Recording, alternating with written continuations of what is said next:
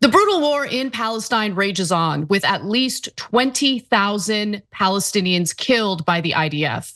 Now, Israel's attacks on medical infrastructure has unfortunately and tragically left northern Gaza with no functional hospitals left. The most infamous of the IDF sieges was the assault on the Al-Shifa hospital, which the IDF had stated was being used as a command center by Hamas.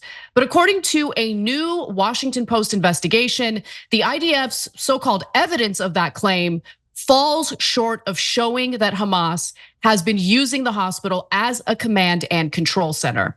So they break down all of the allegations one by one, and based on the open source information and evidence that is available and that they analyzed, they believe that the evidence is not proven at all. So let's get to the first claim or first assertion made by the IDF.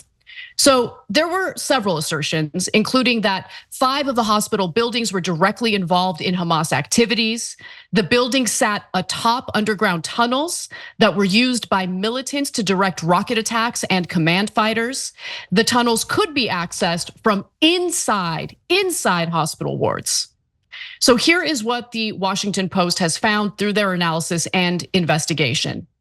The rooms connected to the tunnel network discovered by IDF troops showed no immediate evidence of military use by Hamas.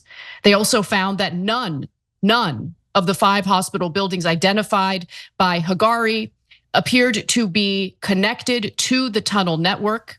And finally, there is no evidence that the tunnels could be accessed from inside hospital wards.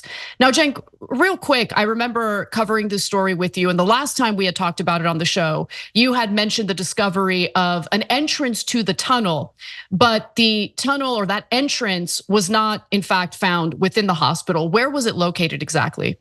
So I remember a reporter from one of our cable news outlets pointing in a street, hey, we're in a street nearby, and the hospital's over there. And I'm like, so wait, it's not under the hospital. And now you see from the Washington Post drawings that this is a huge complex with many buildings, and the tunnels are a tiny portion of it, and does not connect to the 5 buildings, as you just pointed out, Anna, that Israel says that it connects to. So they were totally and utterly wrong. And look, there was so much condemnation toward the IDF following, the raid of the hospital, that if they really had sufficient evidence, they wouldn't hesitate to provide it. But as we know, the evidence that they managed to show us felt far short of what a command center for Hamas would look like. In fact, Washington Post also addressed the weapons that were shown as part of the evidence, saying that photos released by the IDF purported to show the full haul of weapons recovered at the hospital, about 12 AK-style rifles, in addition to magazines of ammunition and several grenades and bulletproof vests. But what the Washington Post notes is, while you see Hagari showing that weaponry, the Post was unable to independently verify to whom the weapons belonged or how they came to be inside the radiology unit of Al-Shifa hospital. I'll also note one other thing. Even if there is subsequently some evidence indicating that the weaponry shown what did in fact belong to Hamas, again, it definitely falls short of providing sufficient evidence of a Hamas command center. So do you have any comment on that? Yeah, so look, guys, I thought the tunnels were more expansive than it turns out they are. And I thought they were all under Gaza, but thanks to the IDF, we've seen some of the places that they're in. It's a little bit more limited than I imagined. And it turns out, Ehud Barak admitted that Israel built the tunnels, which was a hell of a twist. And the IDF has shown that most of the tunnels are completely unaffected by the bombing. So they're hitting these hospitals and causing grave damage. So as they were coming up to the hospital, 4 babies died and 40 people died overall because of the siege, and they found nothing. So we just explained it to you guys, but it bears repeating. Number one, the weapons that they claimed that they found there, it was tiny to begin with. We showed you the IDF video. It was like a flak jacket, a pair of boots, and like 2 guns. And now the Washington Post says, we have no idea where that came from, just like we told you. They're gonna just put it there, right? And so they haven't been able to prove that it's Hamas's at all. So, and it's besides which, if it was a command center, I mean, you only have 2 guns and a flak jacket in a command center, it's absurd, totally absurd, right? And then they had the 2 people that had entered the hospital, the 2 hostages that they showed from originally from, right after the attacks. Well, as we told you guys, it looks like they're bringing them in to get treatment because one of them had blood all over their body. That doesn't show that it's a command center, that shows that they took the hostages to get treated to make sure they didn't die. And so everything that Israel said, oh, definitely these 5 buildings, they got the underground tunnel and it's a command center, every one of those claims was proven to be a complete lie. The IDF lies like this all the time, and it's strategic. I need you to understand this, because as long as they get the press to repeat it for a couple of weeks, by the time the Washington Post writes the story, nobody's gonna see it large enough. They already think, oh yeah, whoever they want to think it already is thinking that it's a command center. They're never gonna see this story. And that was in the press 10,000 times more than this story is. And that's how propaganda works. You put it out there no matter how much it's untrue and hope that people don't find out that it was corrected. So Cenk, I know that the way that you're describing the weapons found is just meant to emphasize the ridiculousness of pointing to that as the evidence of a Hamas command center. But I just want to make sure that we're as precise and accurate as possible, even if we're just trying to emphasize the ridiculousness of the evidence.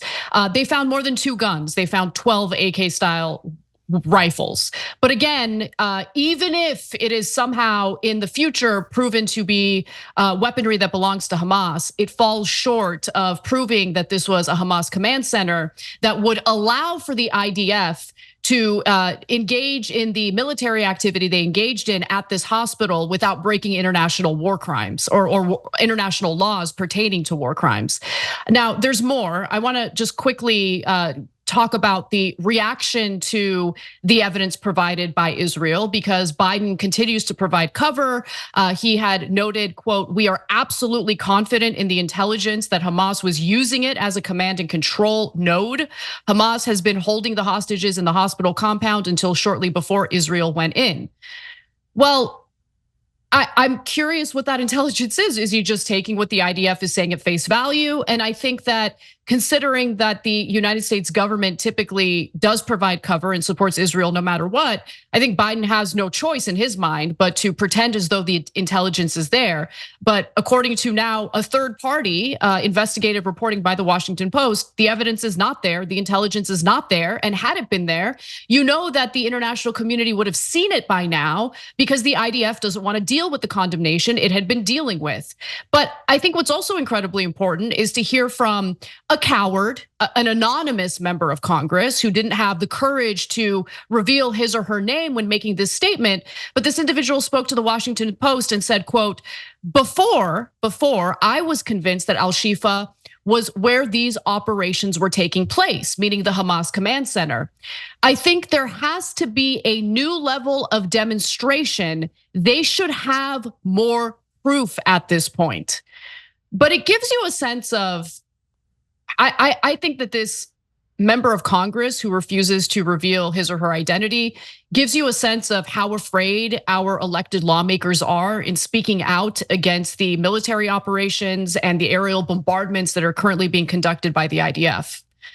So, yeah. Guys, beware of propaganda no matter where it comes from. Hamas, Israel, the US, wherever it's coming from.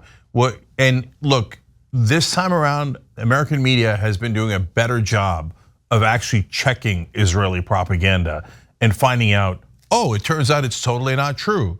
And every time that propaganda has been investigated from IDF on, and it's always in connection with war crimes. They commit a war crime, and then they go, oh yeah, we had to do, Hamas made us do it.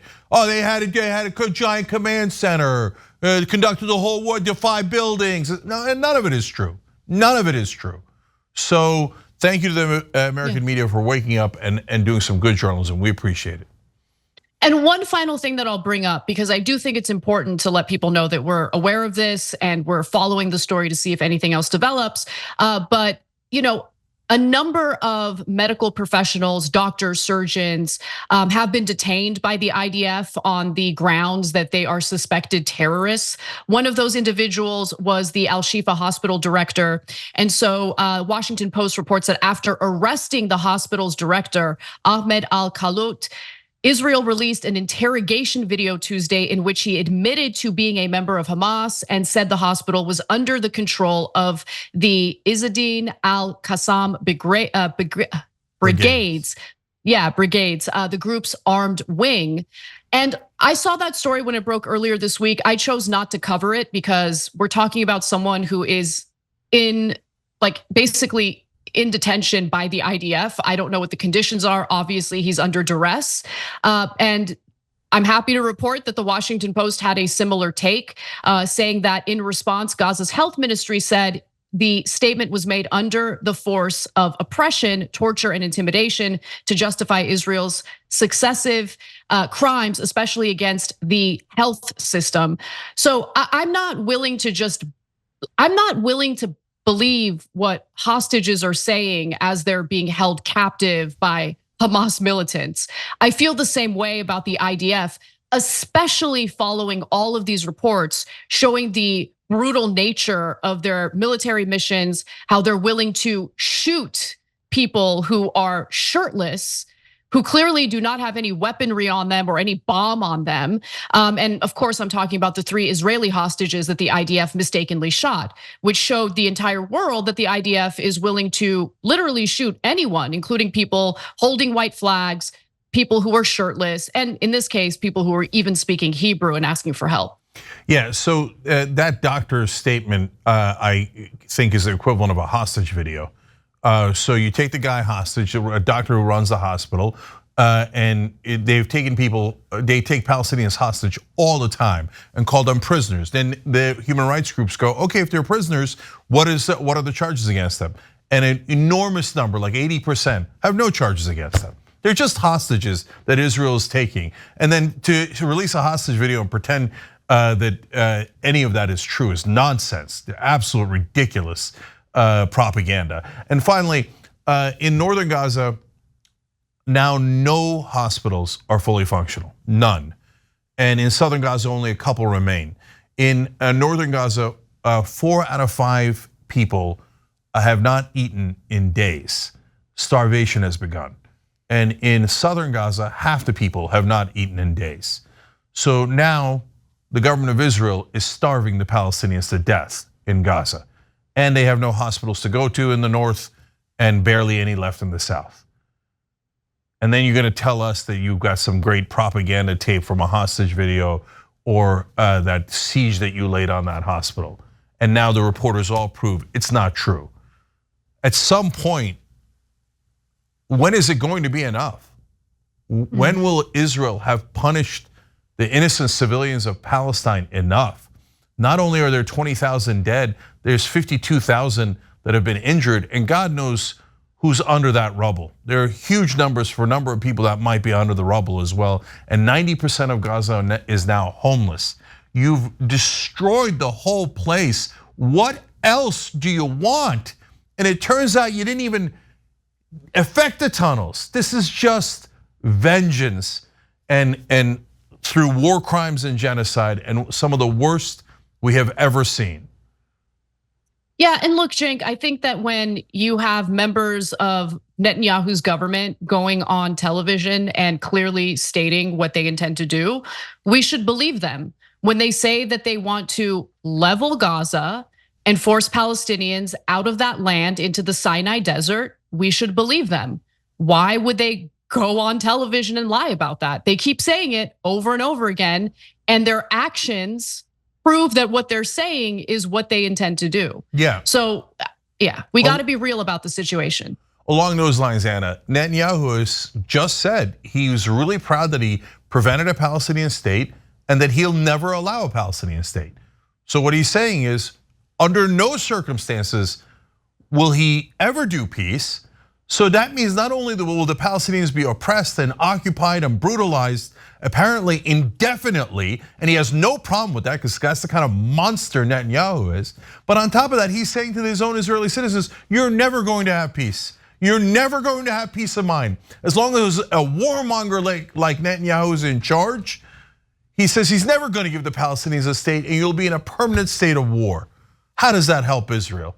No, this is just some of the worst war crimes. And this is also documented by not just human rights groups, but New York Times and other publications now. Some of the worst war crimes we have ever seen in our lifetime. What happened to never again? Thanks for watching the video, guys. We also love it if you hit the join button below because that makes you a member, and members allow us to be independent, honest. We can be as progressive as we want, no corporate media influence, and that's all because of you guys. We love doing the show with our members. Hit the join button, become one of the Young Turks.